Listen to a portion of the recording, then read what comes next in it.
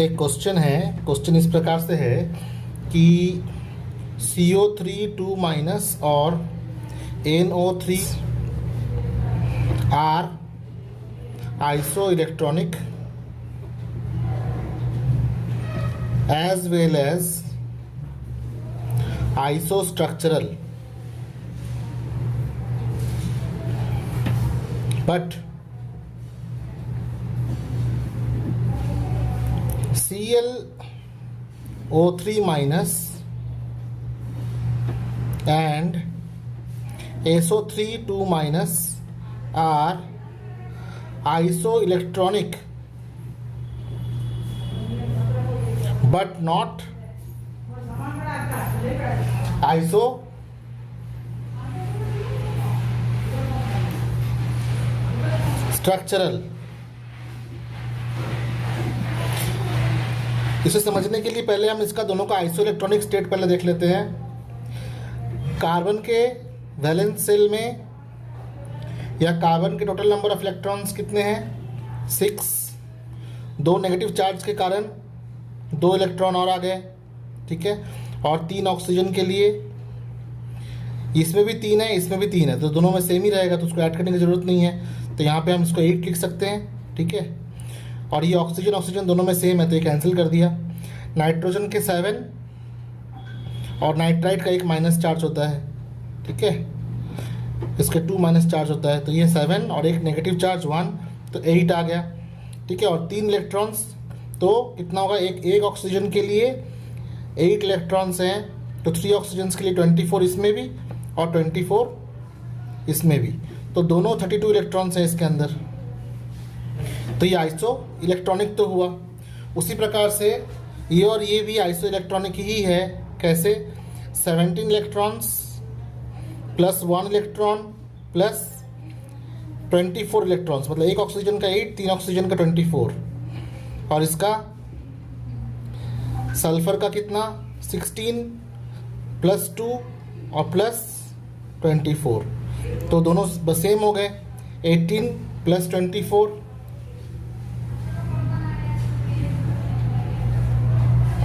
42, ये भी 42। अब स्ट्रक्चर देखते हैं पहले। कार्बोनेट का स्ट्रक्चर कैसा होता है?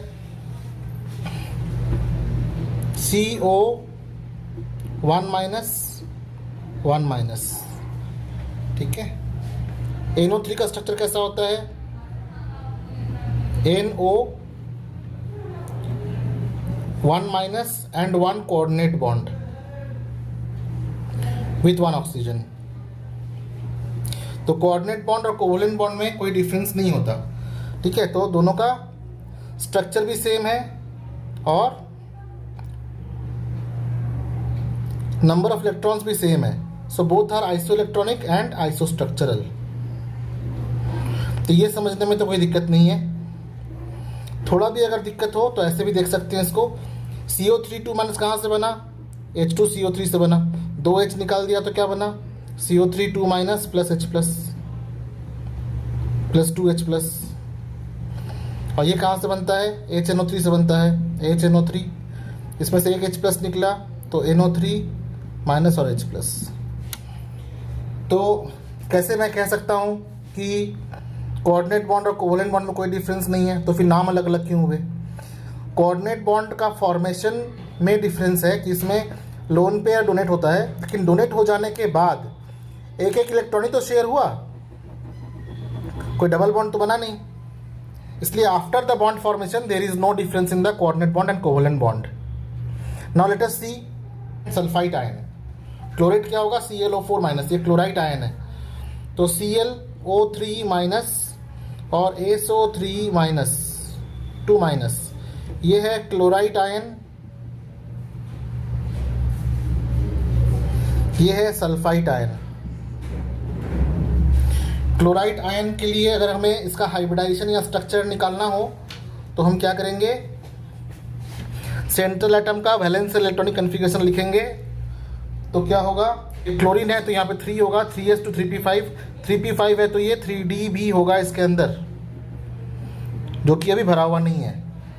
अभी 3 सिग्मा बॉन्ड बनने हैं क्लोरीन के साथ, क्लोरीन के साथ 3 सिग्मा बॉन्ड तो बनने ही हैं ऑक्सीजन के, पहला बॉन्ड सिग्मा बॉन्ड होगा, और हाइब्रिडाइजेशन में हम सिर्फ सिग्मा बॉन्ड की बात करते हैं। पाई बॉन्ड हमेशा pure p orbital take part करता है। तो 3 अनपेयर्ड इलेक्ट्रॉन बनाने के लिए हम क्या करेंगे, इसे यहाँ पे शिफ्ट कर देंगे, ठीक है। तो और इसको शिफ्ट करने के बाद हमारे पास कितने हो गए, 1 2 अनपेयर्ड हुए, तो एक और शिफ्ट कर देंगे, तो ये हो गया sp3, और ये हो गया प्योर डी ऑर्बिटल जो कि पाई बॉन्ड फॉर्मेशन में टेक पार्ट करेगा, और ये लोन पेयर, तो ये लोन पेयर हो गया, ये लोन पेयर ये वाला, 2 पाई बॉन्ड बनेंगे, 1 पाई बॉन्ड 2 पाई बॉन्ड, ठीक है। 3 सिग्मा बॉन्ड मैंने बता दिया पहले ही, ये 3 खाली हो गए थे, ये और ये 3 खाली हो गया, तो sp3 बना और एक नेगेटिव चार्ज, तो यहाँ पे आ गया वो, ये इसका स्ट्रक्चर हुआ। लेकिन अगर हम सल्फाइड आयन की बात करें तो सल्फर भी सेम पीरियड में है, and its valence shell electronic configuration is 3s2 3p4, तो 3d भी खाली है। बॉक्स डायग्राम बनाएंगे तो 1 2 3 4, ये 5।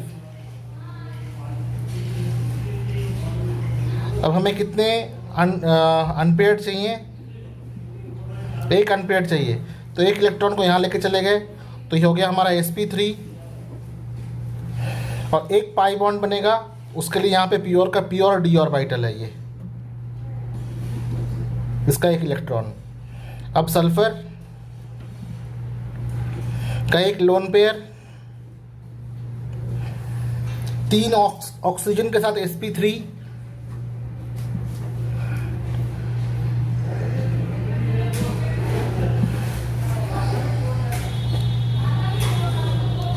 और पाई बॉन्ड कितने बनेंगे, पाई बॉन्ड सिर्फ एक बनेंगे, यहाँ पे एक नेगेटिव चार्ज 1 2 3 4 5 6 7 8, एक नेगेटिव चार्ज यहाँ पे, और 1 2 3 4 5 6 7 8 एक नेगेटिव चार्ज यहाँ पे। कहाँ से आया, HH से आया ना, H+ से, कभी इसके पास एक H+ हुआ करता था, तभी H2SO3 था, ठीक है।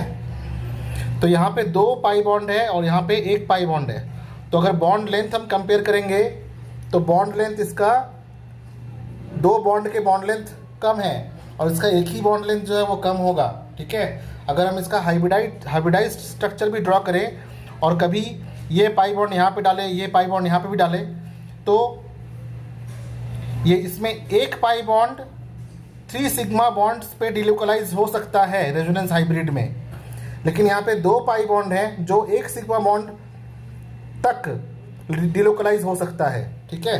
तो यहीं पे हमें डिफरेंस दिख रहा है, there are 2 pi bonds and there is only 1 pi bond, तो बॉन्ड लेंथ में डिफरेंस आ जाएगा। अगर बॉन्ड लेंथ में डिफरेंस आ गया तो हाइब्रिडाइजेशन सेम होने के बाद भी, आइसो इलेक्ट्रॉनिक होने के बाद भी, बॉन्ड लेंथ कम होने के कारण they will not be isostructural. कैसे आइसो स्ट्रक्चरल कह सकते हैं, ठीक है, they are not isostructural, क्योंकि इसमें 2 पाई बॉन्ड है, इसमें एक पाई बॉन्ड है, इसमें 2 डबल बॉन्ड है, इसमें 1 डबल बॉन्ड है, ठीक है। तो इसलिए जब MCQ में पूछा गया था एक क्वेश्चन कि दिए गए पेयर्स में ये बताना है कि कौन सा पेयर आइसो इलेक्ट्रॉनिक भी है और आइसो स्ट्रक्चरल भी है, तो CO3 2 माइनस और NO3 माइनस आइसो स्ट्रक्चरल भी है और आइसो स्ट्रक्चरल भी है और आइसो इलेक्ट्रॉनिक भी है। लेकिन क्लोराइड आयन और सल्फाइड आयन में ये आइसो इलेक्ट्रॉनिक है लेकिन आइसो स्ट्रक्चरल नहीं है, क्योंकि इसमें 2 पाई बॉन्ड है और इसमें 1 सिग्मा बॉन्ड है, ठीक है। तो हाइब्रिडाइजेशन से इसको एक्सप्लेन करना थोड़ा डिफिकल्ट होता है, क्योंकि हमें पढ़ाया जाता है कि जब भी इलेक्ट्रॉन प्रोमोट होता है तो जो प्रोमोटेड इलेक्ट्रॉन है उसको भी हम हाइब्रिड ऑर्बिटल में कंसिडर कर लेते हैं। इसलिए आप कहीं पे भी स्ट्रक्चर ऑफ क्लोराइड आयन या सल्फाइड आयन देखेंगे तो उसको लुईस इलेक्ट्रॉन डॉट स्ट्रक्चर से समझाया गया है, ठीक है। तो ये जो थ्योरीज होते हैं, लुईस इलेक्ट्रॉन डॉट स्ट्रक्चर हो गया, या फिर वेस्पर थ्योरी, या फिर हाइब्रिडाइजेशन के जरिए समझाना, ठीक है, ये सारे सब थ्योरीज हैं जो स्ट्रक्चर को एक्सप्लेन करता है। स्ट्रक्चर एज्यूम करता है हाइब्रिडाइजेशन के लिए, ऐसा नहीं है। जो स्ट्रक्चर है उसे हम एक्सप्लेन करते हैं, ठीक है। तो जो कन्फ्यूजन था वो कन्फ्यूजन इसलिए था क्योंकि हाइब्रिडाइजेशन जो है दोनों का सेम है, बस डिफरेंस ये है कि इसमें भी एक लोन पेयर, इसमें भी एक लोन पेयर, इसमें भी 3 सिग्मा बॉन्ड, इसमें भी 3 सिग्मा बॉन्ड, बट डिफरेंसेस इसमें 2 पाई बॉन्ड है, इसमें 1 पाई बॉन्ड है, ठीक है। इतना समझने के लिए हमें इतना सारा एक्सप्लेनेशन देखना पड़ा, ठीक है। इसको अगर ऐसे रख दें तो एक साथ दिखेगा, ठीक है। तो इस वीडियो को बनाने के लिए मैंने जो डिवाइस यूज़ किया है वो मेरा हैंडमेड डिवाइस है, और वो ये है। मैंने 2 एग्ज़ाम बोर्ड लिए हैं और एग्ज़ाम बोर्ड को 4 स्केल से जोड़ दिया है, और इसके ऊपर मैं ऐसे कैमरा को रखता हूँ तो मेरा ओवर टॉप वीडियो बन जाता है। जो बोर्ड पे एक्सप्लेन करना मुश्किल है वो मैं इस प्रकार से एक्सप्लेन कर सकता हूँ। Thank you.